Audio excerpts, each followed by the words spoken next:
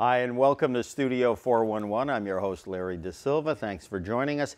And it's always a pleasure when we can welcome back one of our past guests. And this young lady, of course, amazing. It seems like the last time when she visited us, right afterwards, bigger and better things started happening for her. I'm speaking, of course, of Canadian actress Carolyn Bridget Kennedy.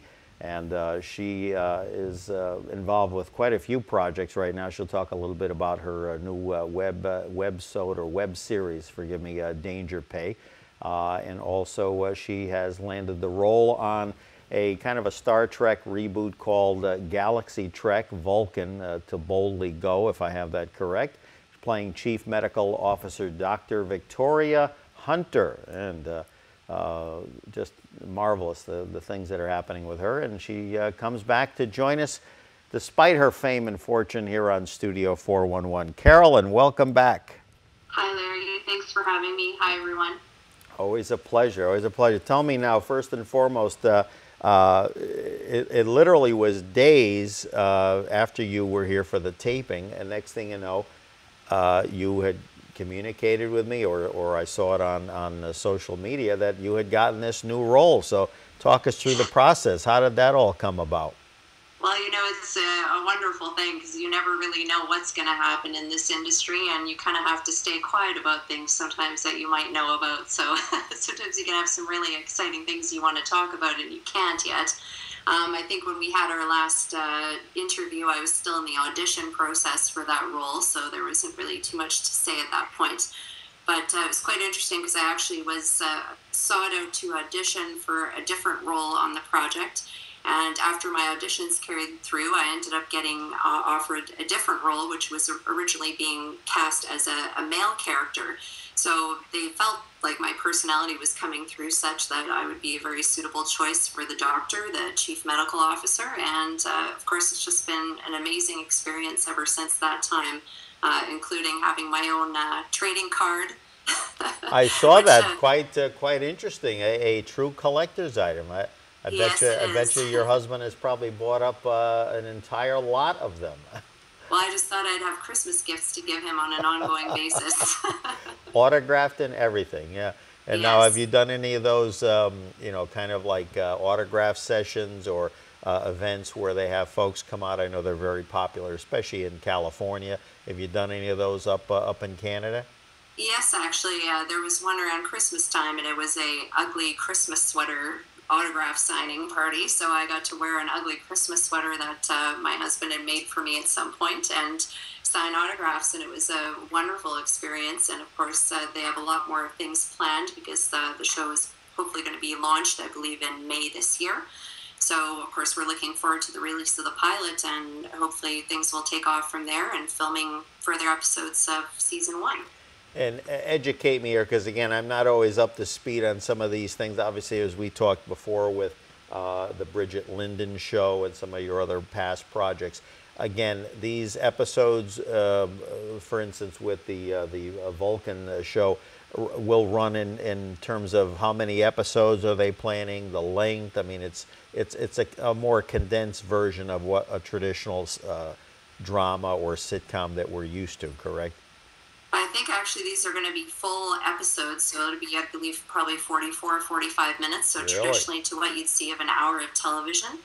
The plan is to shoot 5 seasons of the show, and they're hoping to be on a schedule with that going forward, and then 5 feature films spanning in between each of the seasons. There you go. Okay, so basically the 44, 45 minutes, which is pretty standard now to insert commercials and whatever, so then Yes. you're talking possible worldwide syndication, and I can see dollar signs already. Hopefully those dollar signs trickle down to all the cast members as well. So that's good. No, that's great. That's great. I think that's terrific.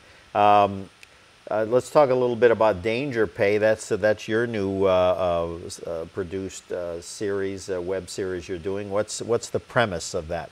A little autobiographical, perhaps? Well, you know, life imitates art and art imitates life often. So as we say, you know, write what you know. And to me, of course, I think when you take real experiences in life or perceived experiences of other people, and you can artistically treat them and create them in such a way that they become interesting, you know, out of the ordinary, out of the everyday, then you have something that can be quite comedic. So I have a lot of ideas usually going on about different projects and things I want to write about, but this one was particularly near and dear to me. So I would say the log line would be a paralegal takes a job working for a very bizarre lawyer out of his home in order that she can pursue her dreams. So danger pay is kind of a term in the industry. When you're going to be working for somebody who's maybe high maintenance or, you know, has a temper or is a little difficult to work for, you're getting danger pay because they're giving you a higher salary, so you will tolerate more. And so in this experience, I thought, you know, I wanted to create something. I really was a big fan of The Office on TV. I wanted to create something that would kind of be a home game version of The Office. You know, could be a home office situation with a lawyer working out of his home, and that way I could shoot the episodes at my home. There you go. All right. Carolyn Bridget Kennedy joining us here on Studio 411, carolynbridgetkennedy.com for much more information. In addition, again, and I don't know if I mentioned it before, the character she plays on the show Galaxy Trek Vulcan to Boldly Go, Chief Medical Officer Dr. Victoria Hunter. And I mean, you're in you know, some good company because, again, it immediately reminds folks of that whole Star Trek genre. Maybe a little bit. There was a show, actually it was done, I think, in Canada years ago called Space 1999, which was really almost kind of cultish. So again, it just, you know, folks just soak all that stuff up. And as you said, the fact that you're going to be possibly doing some film episodes as well, feature-length film episodes, you know, it sounds like it's pretty intriguing. But you're kind of carrying the torch for all the marvelous Star Trek and that kind of genre shows of the past. You had a bone up, obviously, on all that. That's a whole kind of history lesson in itself. Yes, it is. I've been definitely learning as much as I can about the whole history and all the different movies and the different series that have come out of this great storyline. And I feel very blessed to be a part of it. It's obviously very exciting, very fun. It's something, you know, putting a new twist on things. It's Star Trek inspired this series, and you know, it's for the Trekkies. It's for the fans. This is something that is kind of different. We have an away team, and 2 of them are beamed down to Earth, to Vulcan, Alberta. And there actually is a town here called Vulcan, and it is the Star Trek capital of Canada. So is that the one where I saw that? I saw that pedestal with the giant recreation of the ship. Was that yes. Was that it? There you go. Okay. There's a Trek station and everything. It's wonderful. They can film right on set there. They don't even have to go very far. No, that's terrific. That's terrific. Tell me too about, you've got another endeavor going on. It's like there's so many to talk about. WBF TV comedy, and talk to me about that. I know you might have mentioned that when you were on last time. That was kind of in the works. So tell us a little bit about what that stands for and the fine folks that you're working with there. Sure. I got together with another actress here in the city. Her name is Celeste Millay, and she and I are both of the opinion that if there is no work to be found necessarily for actresses here in Calgary, that we need to create our own projects. So we decided, very much like in comedy, and there's not a lot of comedy things that are coming out of Canada, casting in Calgary here, and we created our own sketch comedy series. So WBF TV Comedy stands for Women Being Funny on TV. And the first skit that we released was a parody of the Wayne's World skits. And quite like our appearance, which is quite funny. She has very dark hair, and I have blonde hair. So I took the role of playing the female Garth-like character. And coincidentally, I actually own these little black framed glasses that were perfect for the part. So we wrote a skit together. We produced that together, and we filmed it together. And my acting coach was here from Africa, and he directed the episode and made a guest appearance. So it was wonderful. There you go. So now you were playing the Dana Carvey character, right, Garth, and then yes. Celeste was playing. I named my character Martha Almar instead of Garth Algar. Okay. So. And Celeste played the Mike Myers part, Yes, correct? Yeah. she was Elaine Cowbell instead of Wayne Campbell. So There you go. Oh boy, definitely. yes. You have to you have to see it to believe it. That's all I can tell you. That was very humorous It indeed. was a lot of fun, and the chance to kind of explore other characters or take things that you really admire that have been created and put your own artistic twist on it is just an amazing opportunity. I was thinking you should do another Canadian legend there, the Mackenzie brothers. You should do a spoof on them. Rick Moranis and who was the other? Oh, I'm having a blank here. Rick Moranis, and who was the other? Was the other actor? You know, you don't remember the Is Mackenzie it John brothers? Candy? I'm No, it not was sure. another of the SCTV guys. Anyway, someone if they know, scroll on the window or something. But yeah, Rick Moranis and I'm blanking on the other. I see him, but I can't think of it. But that very funny guys. You know, again that whole kind of Canadians up in the Arctic cold, whatever. So it was good stuff. Yeah, Good stuff. we have a fair amount of ideas, and some are going to be parodies, and some will be our own original material. So we'll probably have a combination of things. There you go. We talked off air about this, so just dwell on it a little bit. Some surprising things you were telling me about working in Canada. I was unaware that, again, there are some kind of limitations, restrictions that I'm sure you probably feel might hamper your progress or your career in terms of where you can act or what stipulations you have to go through. Kind of, share a little bit with what you and I were talking about, the difficulties Sure. about working in Canada and coming to the States. Well, it's definitely set up difficult in a difficult fashion for actors and actresses for sure. To get into the States, we need to achieve an O1 visa, which means you're kind of an exceptional performer in some capacity, recognizable internationally. You have some special, unique skills. So basically, if you achieve an O1 visa, you are the only person who is you, and no one else can replace you. And this is why you're able to enter into and work in the United States. You're not taking a job away from another actor because you have such a powerful name. So that's something that we as Canadians, if you are in the acting industry, we really try to work towards. But there's a lot of requirements that you need to kind of attend to and get, and you have to, achieve a certain number of reference letters and a certain standing within social media, certain number of film credits and certain rating, within the film industry, and obviously people in the film industry endorsing you that, they believe that you are worthy of participating in this field and you have some exceptional gift. Working in Canada, of course, we're kind of chopped up with our provinces and the different tax credits that are structured. So we have, I believe, about 50 productions that shoot in Vancouver.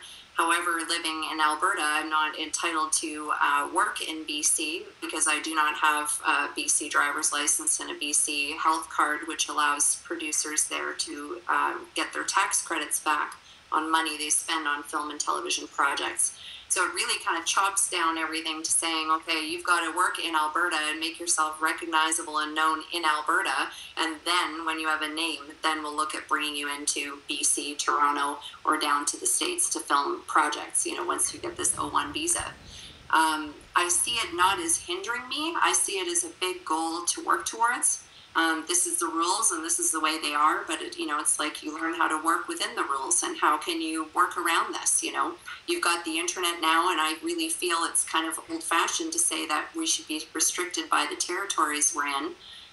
It would really be fair to say, because YouTube and such provides us with international reach, that doors are opening and things are changing, and we need to look at this and say if people are talented and they have a gift, their postal code or zip code shouldn't define whether or not they're able to follow or pursue their dreams. Now, does that also apply, and I'm going to use people like Loverboy, Bryan Adams, countless others that right now I'm trying to think of, musical performers. Are they restricted by those same guidelines? They would also need to get an O1 visa, and I would not be sure, though, what the credentials would be that they would need to meet to get that O1 visa. I'm more familiar with acting, and if you're assigned an O1 visa, it is specifically for the one field you're given it in. So if I'm given it as an actress, I can work at the United States as an actress, but I would not be able to work there as a writer. So that's kind of, the catch-22 on it all. But I feel, I can I can write here, I can produce here, I can direct here, and I can hopefully eventually act in the United States, which is what I would love to do. Sure. I may have asked you when you were on before, but just curious, inspirations of yours. We'll start with female, either actresses, comedians, growing up. Who were some people, males as well, that you were influenced by, or that you kind of maybe think you pattern yourself or pay homage to? Okay, I would say I've always had a big heart for comedy. So, you know, in the early days, it was maybe Three's Company and these other type of shows where there was a lot of comedy and lightheartedness. At that time, you know, the actors that were involved in these projects, there weren't as many shows as there are today, and the actors at that time, I don't think, played as heavy of a hand in creating their own projects. And we're seeing a major shift right now with what's happening with the internet. A lot of actors are now taking creative control and writing and producing their own content. You know, Ben Stiller writes and creates and produces his own films and projects that are suitable with roles for him. Tom Cruise is doing the same thing. As far as my particular people I admire, I would say now that I'm learning more about the industry and what it takes to accomplish and make movement in it, I really admire people who have believed against the odds and kind of kept pushing and working with that inner drive of comedy in them. Seth Rogen is somebody I quite admire, actually, because he's basically told people, you know, if you have an idea, everyone has a smartphone, you know, there's no reason you can't be going and filming things and creating things, you know. There's no reason to sit and wait and say you need someone to make something for you. And it's easy to have an idea, but develop that idea, you know, take it and make it happen and learn from it, and then try to make something else and continue to making that better. I'd say Amy Schumer is someone I admire. She's definitely taking, you know, comedy, moving into stand-up, and then moving into, you know, writing her own sitcom series that she has, and then feature film, which Judd Apatow, you know, admired her work and offered to direct the first project that he has not written himself. Tina Fey is someone I really admire. Amy Poehler, James Franco, you know, anybody that's kind of driving this comedy bus. And I'm a huge fan of Kevin Hart. There you go. Yeah, I think he's really hustling, and he understands, you know, when things are moving, it's not an excuse to take a break. At that point, you keep going for what's next, you know, keep moving with it. You have one life to live, and you've just got to make the most out of your time here. Something you said reminded me, and I forget who it was, the one example that was in an article I read where not only musicians, you know, now with a simple, not necessarily a keyboard, but you know what I'm saying, something literally the size of a laptop, you know, doing their own albums, or in the case of with an iPhone and obviously some minor other technical equipment, literally someone, you know, literally did like not only a short film, but I think someone almost did like a full-length feature movie. I'm not saying it had you know, huge special effects or action scenes, but just the fact that they were able to put something of an hour or 70, 80, 90 minutes together with some sort of viable content, to me is amazing. Imagine if you gave that person a real budget, what they'd be able to do. Exactly, and I think that's the idea is, you know, if you have ideas, rather than, you know, carrying them in your head and nobody can understand what you have going on, show people, you know, bring it to life, show someone what your concept is. It doesn't have to be technically perfect, and whatever project you're making, that's the only way you're going to learn how to make something better, you know. And if we look at the greats, I mean, not everybody's going to make a masterpiece. The point is to start something, finish it, get it out, and move on to something else. You know, you'll keep improving over time and learning, and people have the opportunity to find you and see if you do have something to offer.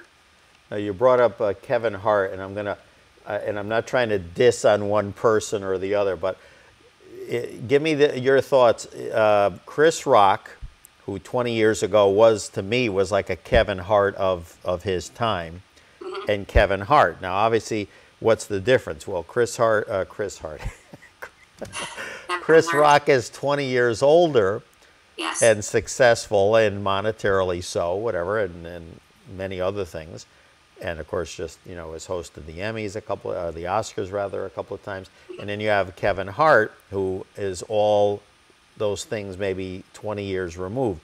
What, you know, it's like a golfer, you know, someone who like early on is tremendous, and then do they lose that competitive edge? And again, I'm not trying to diss on Chris Rock, but what is it that that maybe there's a little like edge missing when someone gets like too established, too successful, or do you disagree with that concept? Well, I don't know. I guess what I've admired about Kevin Hart is the fact that he says, you know, at the time when things are going well for you, that's not the time to back off and take a rest. That's the time to, you know, spread your wings and fly. Like take it, enjoy it, work with it. And, you know, I've seen him develop over the last number of months. He's hosted Saturday Night Live a few times, and he's been on the cover of several magazines. He's got a very strong Twitter following, and that Twitter following that he himself has earned has given him the ability to negotiate additional fees for movies and projects he works on, and helping to promote those with the following that he's built.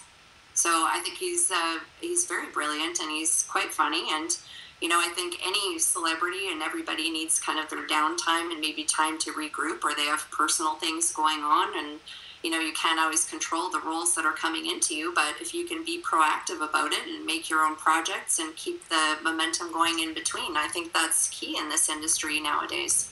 I read an article the other day about a musical performer, Lady Gaga, and of course, you know, she's apparently must have a tremendous drive, and many others, past and present, do, I'm sure, as well. But the basic, oh, you know, I'm going to take, they say, I'll take 3 months off, whatever, and then come back to tour, record, whatever the case.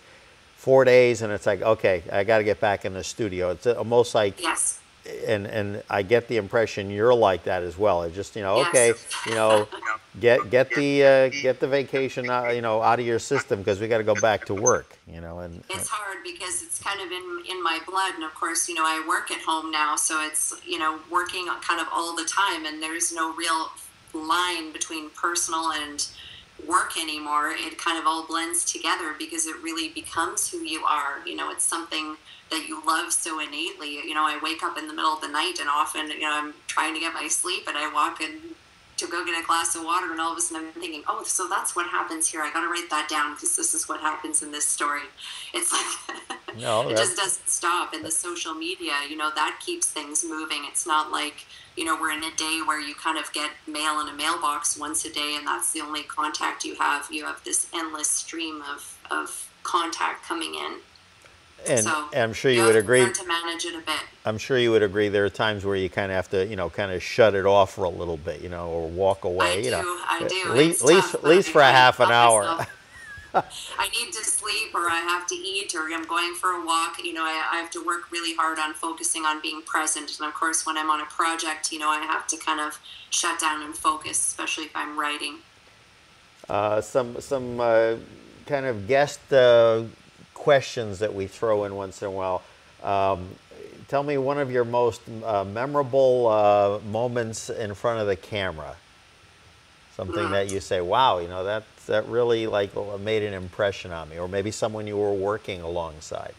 Okay, I'd say there's probably two that come up for me right away. One is the first time that I had gotten a speaking role, and just the sheer exhilaration of, you know, changing from being a piece of the furniture kind of in the background, you know, one of the people that they want to blend in and not be noticed, a background person with no lines, to now being a person where they're actually, you know, lighting for you and trying to get you into what's happening, and just the exhilaration of having that accomplishment and that level of, you know, experience. There you go. We have I would probably say the first day filming Star Trek and being in my Star Trek uniform with all the other cast of Star Trek all in their uniforms on our set, and just the exhilaration of that. You know, I think everybody drove home that night, and we probably weren't asleep till 2 or 3 in the morning, because it was just so exciting to be a part of something that's just so, you know, widely renowned for being a piece of cultural history. There we go, and we have a little picture of that, if we can get a shot of it. Carolyn, Bridget Kennedy, Vulcan to boldly go, Galaxy Fleet Starship Discover is the name of the ship, and there is a shot of Carolyn. And again, I'm sure if you go to carolynbridgetkennedy.com, you'll see many more shots of her. Even I love you even have some shots where there are taken at some writing sessions and some kind of off-camera, you know, kind of shots that are impromptu. So I think it's great. I think, you know, yes, you're doing your part to help promote things, and I think, yeah, big things. Let's see. I think it's very important as an actor that you work together with producers. You know, you have an obligation to have an audience and build an audience and have people to bring to your projects. You know, it's something you can add and give, and I believe that's part of my job. I told you we had a surprise, and so we're gonna see. Again, I'm not gonna embarrass you, but we have a Star Trek trivia quiz. Oh my God. So let's see. We'll try to give you some softballs, as they would say. I didn't study. No, I know you did. Let's see. Okay. Before gaining fame on Star Trek, in what movie did actor Leonard Nimoy first appear as an alien from outer space? That's a little tough. Oh my God. You know what? I don't know, but I have seen the very first episode, the pilot, and then I saw the first episode of this series with him playing Spock, but I don't recall what he did prior to that. He was in a movie, I want to say it was in the middle 50s, and I've seen a still of it. It was called, not an A-list movie, but In the Zombie Vanguard. So oh, wow. Look that one up, and then you'll see. You might even see him looking a little like a young Spock. I don't know. You know, it's amazing. Let's see. What famous former Star Trek actor directed Three Men and a Baby?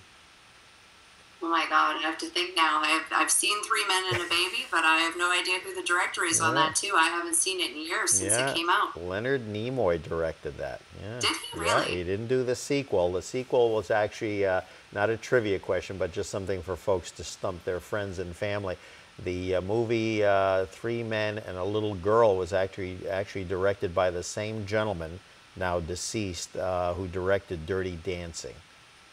Okay. Emilio, and I'm blanking on his last name, but anyway, he was there. Let's see now. Okay, what size crew did Captain Kirk? You can go run these by your BFF there and see how smart he is. Okay. What size crew did Captain Kirk command aboard the Starship Enterprise?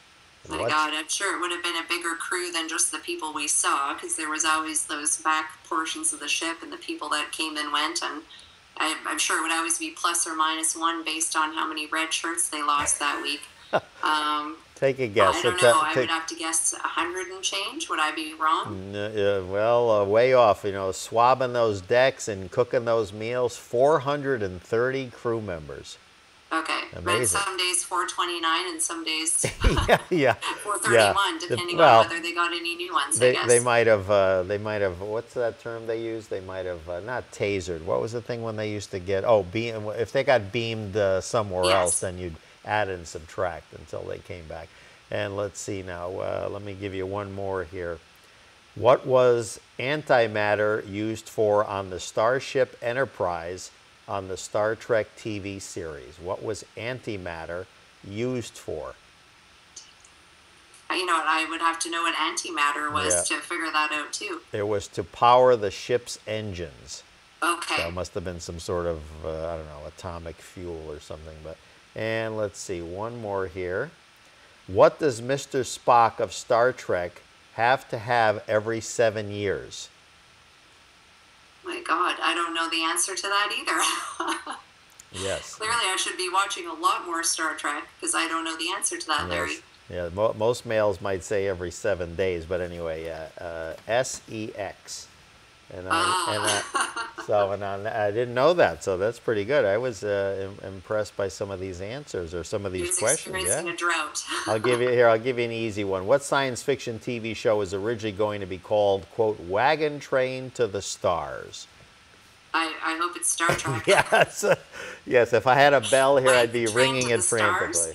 Wagon Train to the Stars. I think Gene Roddenberry at some point either might have written for the series, the very popular series in the 60s called Wagon Train, and or he envisioned that kind of stable of like crew members, as in this case with Star Trek, you know, kind of with a lot of guest stars coming in and out. So I think that's, the Wagon Train to the Stars. Okay, did not, as Carson would say, did not know that.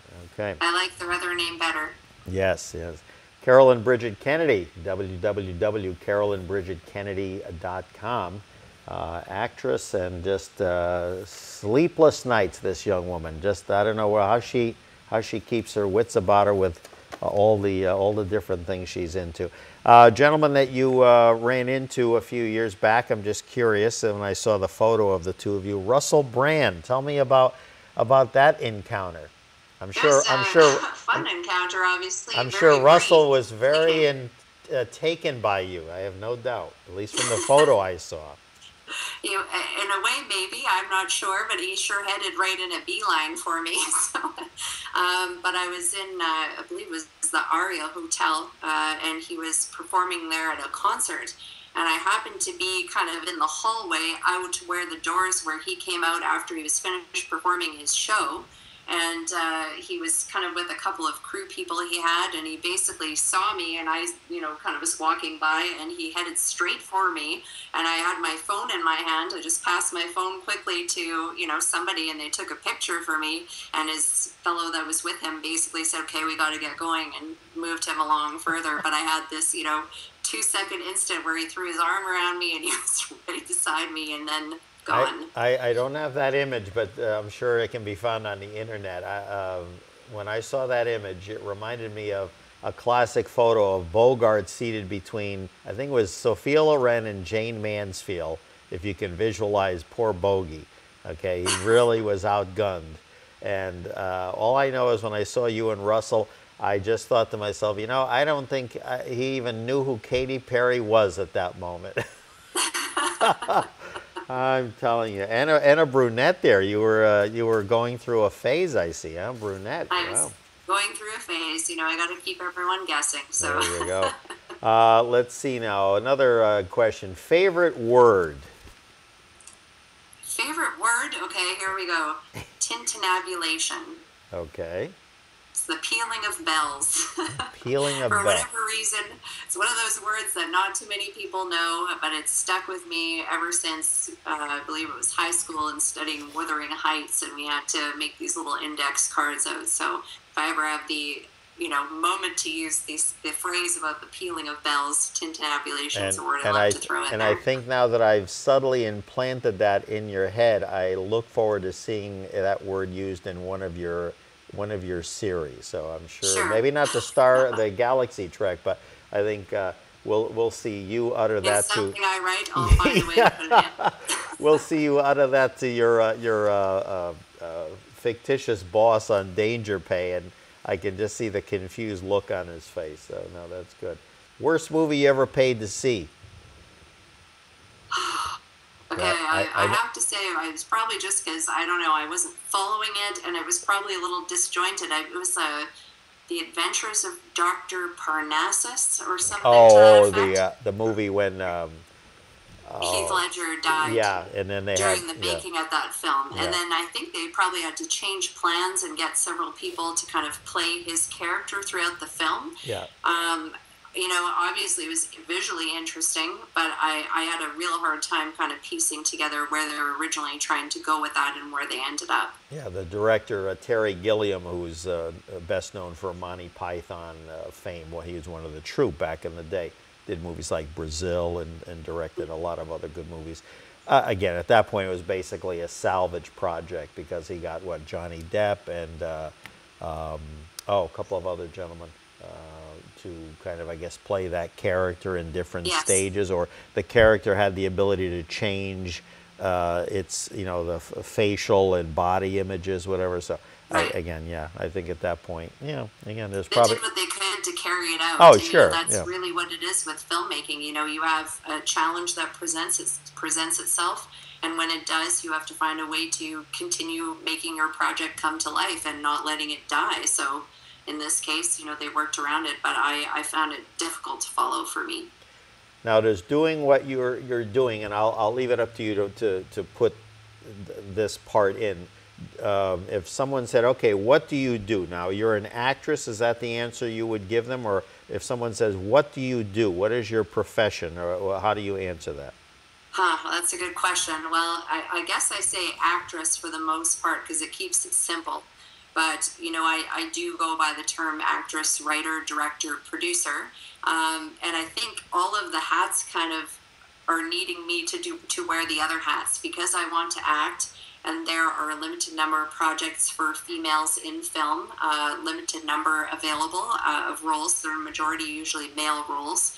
And then when you get to the female roles, majority younger female roles, and then you take that and you put me in Alberta, Canada, and all of a sudden the roles get much smaller yet. So in that case, if I want to act, I can create my own characters. I can write them. I can come up with them and create my own stories. So that kind of one feeds the other. Then if I have a story, well, how do I show everyone my story? Well, I have to film it, so I've got to produce it.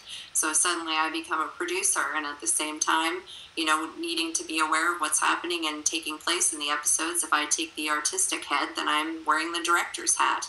So it's one of those things where by necessity, I feel like I just don't want to sit around and wait for roles to come to me. I don't want to be the needy actress that's sitting and waiting for my phone to ring. I want to feel strong about taking charge of my own career. And one thing I can do is certainly create my own characters and characters and like projects that will have a role that's suitable for me. Now, does doing all that, obviously in various stages, sometimes more of this, more of that, whatever, on occasion maybe 2 out of the 3, or who knows, maybe all 4 at times, which, certainly I know you would welcome. Does that ever get overwhelming? No, it's kind of exhilarating. It is a little overwhelming, obviously, when you have people who come on board to a project that is funded. You have people who are specialized in each area, and in a position like this where you're an independent filmmaker, you're very much learning as you go. Definitely, I'd say with each project, the evolution is happening, that I'm learning things that I wouldn't do in other cases, but it's helpful to me because I know what those jobs entail, and I know a little bit of the language and the things that is involved, and if I'm able to work at a higher level at some point, then I'll be able to obviously, have a respect and understanding of numerous positions. It's kind of why I train, like I told you, in multiple areas. I've been a first assistant director. I've just taken a grip and lighting course. So, I definitely want to understand and respect everybody's jobs on a film set. And I'm, hoping to train to continue to direct, but hopefully larger scale projects. I would like to continue to produce, again, larger scale projects as we go, and I want to continue to write. I'm presently working on writing my first feature. There you go. Now, do you find that when you're on, let's say, the Galaxy Trek show, especially there, because obviously there are other people that are, pulling the buttons and pulling the strings, do you find that you find yourself really, when you're not, let's say, on camera, but you're, let's say, watching the proceedings, are you kind of like a sponge, or you're kind of soaking all that in?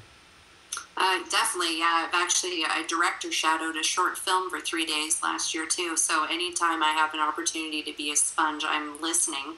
But I definitely know which hat to wear and when to wear it. So when I'm an actor, I definitely know I'm an actor. I'm not the producer. I'm not the director. This isn't my creative endeavor in that capacity. I'm strictly there to help move the story forward. I'm an actor. But I, in the back of my head, understand what the producers are thinking and what their concerns are. I'm aware of what the director needs from me and how he needs to get it. So it kind of is there, underneath the surface. You're aware of what people are needing and expecting from you. And that, I think, helps a lot as an actor. There you go. Carolyn Bridget Kennedy joining us here for the hour on Studio 411, CarolynBridgetKennedy.com. And, of course, amongst her many projects, Danger Pay, a web series that she is writing, producing, not directing quite yet, but I think you're going to get there, and obviously really manning the controls there. And speaking of manning controls, also the Galaxy Trek web series Vulcan to Boldly Go, where she plays Chief Medical Officer Dr. Victoria Hunter. All right.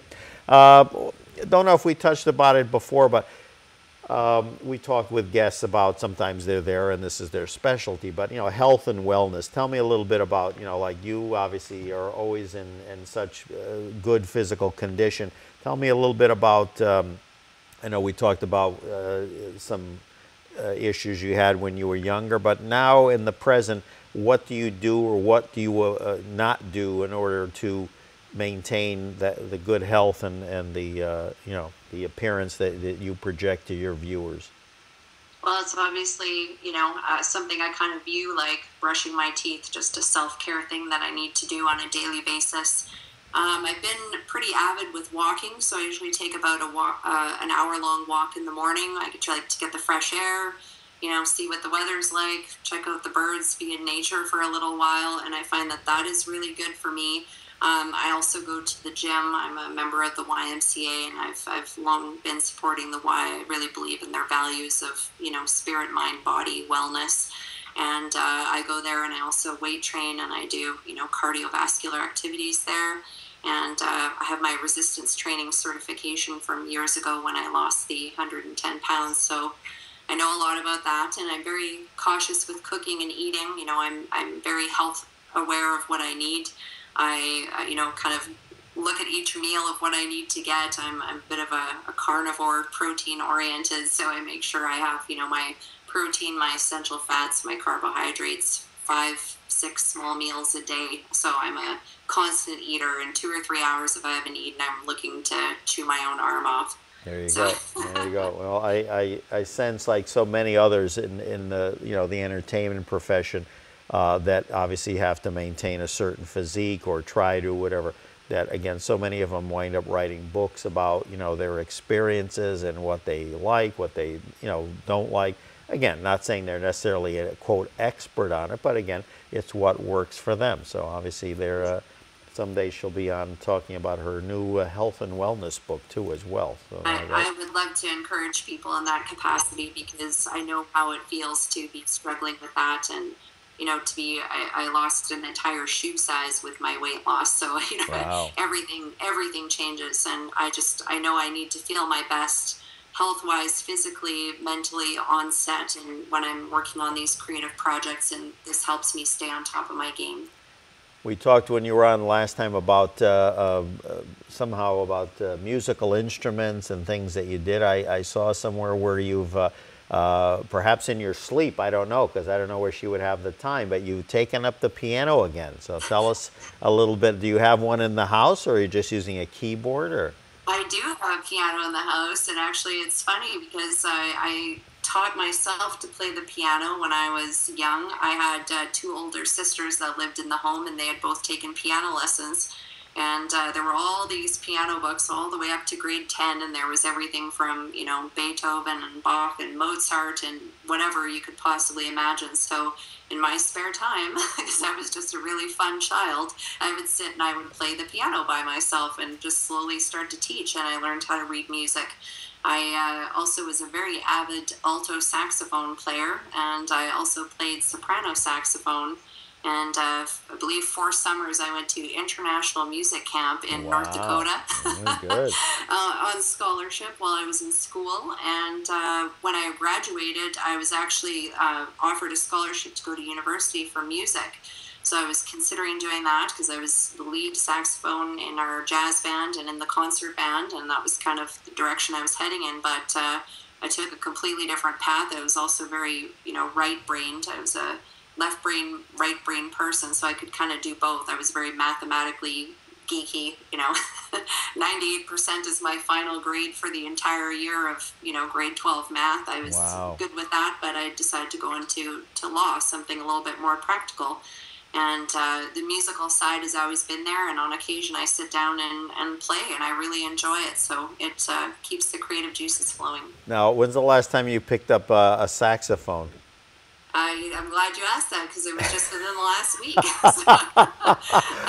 Because I can see that. I can see that working its way into a Danger Pay episode. You see, I'm giving her all these like subtle cues, folks. Yeah.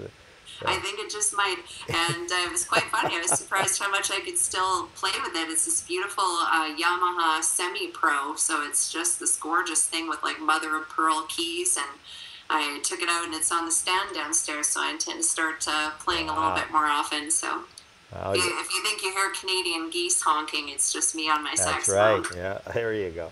Now, I did even ask a colleague of mine. You and I had talked about this off air, and again, I found that fascinating as we wind down the program today with our guest Carolyn Bridget Kennedy.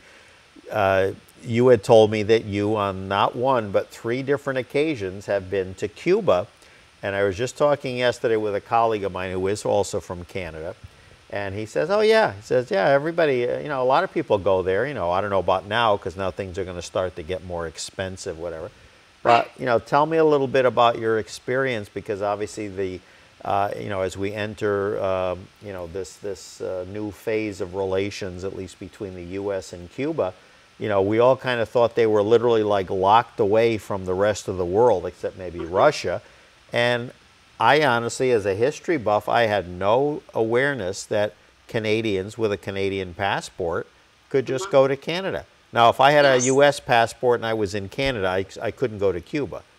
I believe you can, and there was like a little question about this because the first trip I had to Cuba was in 2007, and I have an aunt and uncle who are in the United States, and it was for a family wedding, and they were a little reluctant to travel to Canada and fly from Canada to Cuba with their American passports just because of the way things were standing. So they opted not to go, but I believe they could have gone. So, you know, I don't know. I loved my experience in Cuba. I've been there, like I said, 3 times. I think the last time was around 2011 or so.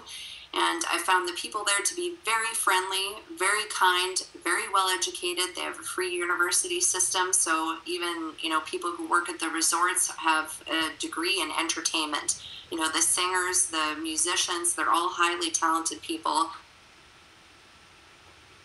There we go. Carolyn. I really, my heart kind of melted, you know. There's the salsa, but there's the Cuban salsa, and it has a tiny extra flair than the regular salsa dance. So everything about it is just a little bit of a twist. And of course, it's like being in a bit of a time warp. There's no, you know, all the cars are from the 1950s, 1960s. Absolutely beautiful to be in this kind of time warp in time. And you don't see billboards and advertising and things like that you see everywhere. You know, everything is government owned. So the store is just the store. There's no McDonald's or, you know, brands that you see here. Give it time, my dear. Give it time. I think you will. Yeah. And unfortunately, for someone like yourself and many others, obviously Canadians, I think in the next 10, 20, 30 years, you're going to see, perhaps on a very subtle basis, I think, look at China. China for years, you know, resisted whatever. Oh, they're out of the question. And now I hear there's, you know, McDonald's. And again, not that there's anything wrong with those companies. It's just that, you know, it kind of takes away from this, as you said, kind of simple nature, but at the same time, very much held back, oppressed, for lack of a better word. Very oppressed for sure. And I think it's one thing I've always had in my mind. Every time I've traveled, I've kept it in, you know, extra crayons, coloring books, toothbrushes, toothpaste, toiletries, lotion, shampoo, anything you can think of that you can bring, that you can leave behind for people there because they either can't get it or they can't afford it. So, you know, if you can give those kinds of things as gifts to people rather than money, it's almost more appreciated there. There you go. And she'll in the future leave some discs of Danger Pay episodes. That's right. Cubans need comedy too, Larry. Absolutely. And those cars, you said 60s. You know, I forgot to ask my colleague that I was talking to about this. Really, I think they're 30s, 40s, 50s. If there's any 60s automobiles, they must have been brought in from maybe Scandinavia or from Russia. Perhaps, yeah. Because, I mean, again, they're basically having to build their own carburetors because all those cars, and I assume unless they did a total engine rework, they're running on basically almost a high test fuel because in those days. And they do keep the vehicles within the family. You know, whoever the vehicle was, it's now their grandsons or whoever. It's just been passed down because the vehicles were so hard to get and they've had to rebuild them. I saw a program where, you know, one of those shows like you see on some of the networks where folks that collect things or, you know, anything old or antique, whatever, not Antique Roadshow, but where they restore things. And there are people, I tell you, in this country, and I'm sure in Canada, just with chomping at the bit to start, you know, bringing some of those autos back here. I mean, because they'll get them for pennies on the dollar, and they'll turn around and sell, you know, a 57 Chevy, you know, or a, you know, a 54 Buick or Olds for, you know, like, you know, huge amounts of money. My understanding is that they're not allowed to sell their vehicles, that they had to stay within the country of Cuba. Right at that point, of Yeah. course, because they couldn't get it out anyway. But I think you're going to see a lot of ships that are going to the cargo hold is going to be loaded with a lot of goodies. Yeah, well, I wish the people of Cuba all the best with this transition. You know, it did break my heart at times to see oppression and hard times there, but, you know, very genuine-hearted people, and I'm sure the American people are going to start to see that as they go over there, and, you know, things are evolving in a positive way. There you go. Let's see. We've asked this of a few guests, only obviously changed the last word. What does it mean to be a Canadian? I sound like an old song or from 1970 about a guy who did a song. He was Gordon something or other. He was a newscaster, and he did this song that became a big hit in this country. And it was something along the lines of, what is it like to be a Canadian? And it just went on and had this patriotic music in the background. But again, what does it mean for you to be a Canadian? Well, it was actually funny because there was a video about in Canada that was done by the Canadian Arms, the astronaut that traveled to space, and he did this video about in Canada. And this entire song was about, you know, we jump in lakes, we say this, and we say that. You know, we definitely have a few words that are a little different from American language, and we take dialect coaching to get that out in the film and television industry. But I would say, you know, we're sincere people, we're very kind people, we're very polite, we apologize a lot for things that maybe aren't even our fault. You know, I've been in Las Vegas and taken away chips from people and been like, I'm sorry. Okay. So, you know, we're kind-hearted, and we really want the best for everyone. We obviously are very connected to the United States. You know, a majority of our television and film comes from there. Quite often, I think we forget, and we kind of feel like we are the same, except when we go down there and we realize, you know, maybe we are a little bit different. But I'd say, you know, we're kind of the same as you guys, only we're probably on the global thing, seeming to be a little bit more naive and more outgoing and a little bit more, you know, positive and friendly on a general basis. Absolutely. Things to remember that we all can learn from, believe me. Well, as we come to the end of this episode of Studio 411, again, I am telling you, as soon as this program airs, there will be a big announcement that she withheld from me, her not-so-BFF friend. But anyway, well, then we'll just have to have her back on. So again, Carolyn, I appreciate you coming on, as always, making time. Look for Danger Pay, let's see, which again continues on.